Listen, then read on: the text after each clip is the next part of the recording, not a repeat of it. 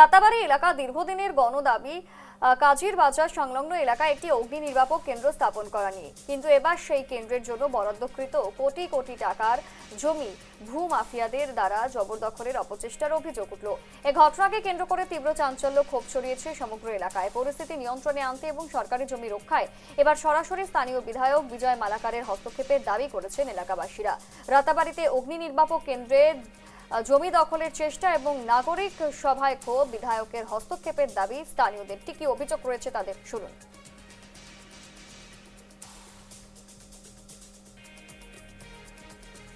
এলাকা বড় না একজন ব্যক্তি বড়, কোন ব্যক্তি বড় নয়। আমরা এই রাতাবাড়ি জিপির হোম জিপির সভানেত্রীর প্রতিনিধি, শাসক দলের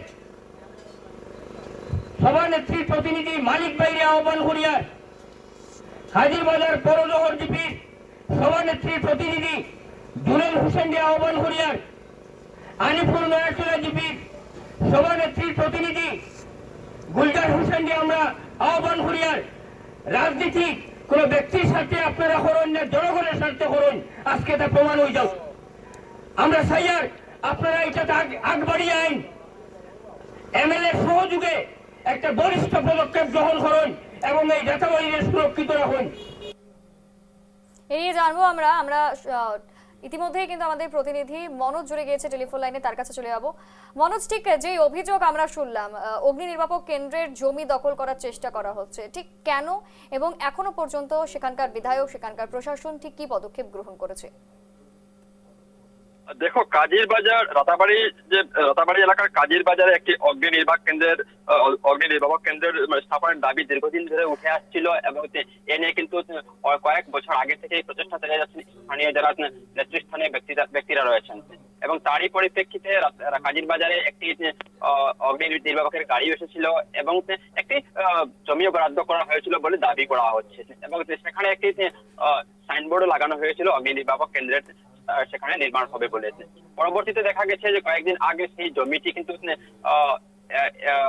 একাংশ লোক সেই জমিটি জবরদখল করার চেষ্টা চালিয়েছেন বলে অভিযোগ উঠে এবং তারই পরিপ্রেক্ষিতে কিন্তু স্থানীয় যারা জনগণ রয়েছেন, স্থানীয় যারা নেতৃস্থানীয় ব্যক্তিরা রয়েছেন, তারা কিন্তু সরব হয়ে উঠেছেন এবং সেই জমি যেখানে জবরদখল করার চেষ্টা চলছিল সেটাকে প্রতিহত করেন এবং এরই প্রতিবাদে কিন্তু গতকাল একটি বিরাট নাগরিক সভা আহ্বান করা হয় এবং সেই সভায় কিন্তু সবাই যারা সেই এলাকার যারা নেতৃস্থানীয় ব্যক্তিত্ব তারা কাজীর বাজার তারা কিন্তু জোরদার প্রতিবাদ সাব্যস্ত করেন এবং সেই সাথে তারা ওই যে ভূমি মাফিয়ার কবল থেকে জমি যাতে উদ্ধার করা সম্ভব হয় বা এক প্রকার উদ্ধার বলতে গেলে ওরা করিয়ে নিয়েছেন, কিন্তু যাতে ভূমি মাফিয়ারা সেই জমির উপর যাতে কোনো প্রকার দাবি পেশ করতে না পারে এবং সেই স্থানে যাতে অগ্নি নির্বাপক কেন্দ্র স্থাপন হয় তার জন্য কিন্তু স্থানীয় যিনি বিধায়ক বিজয় মালাকার ওনার দৃষ্টি আকর্ষণ করেছেন। তারই পাশাপাশি আমি তোমাকে আরেকটি কথা জানিয়ে রাখতে চাই যে যারা দখল করছে তাদের দাবি যে এই জমি নাকি ওদের এবং ওই জমির পর্যাপ্ত ওদের কাছে ডকুমেন্ট রয়েছে, পর্যাপ্ত নথিপত্র রয়েছে,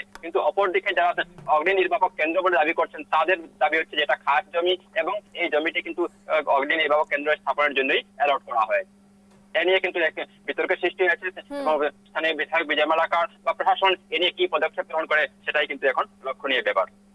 একদমই, ধন্যবাদ তোমাকে।